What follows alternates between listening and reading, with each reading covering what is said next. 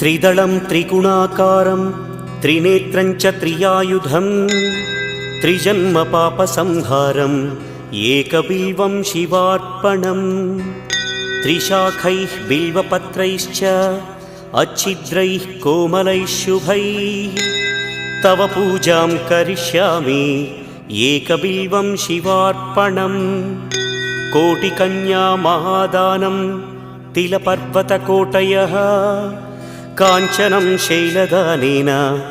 एकबिल्वं शिवार्पणम् काशीक्षेत्रनिवासं च कालभैरवदर्शनं प्रयागे माधवं दृष्ट्वा एकबिल्वं शिवार्पणम् इन्दुवारे व्रतं स्थित्वा निराहारो महेश्वर नक्तं हौष्यामि देवेश एकबिल्वं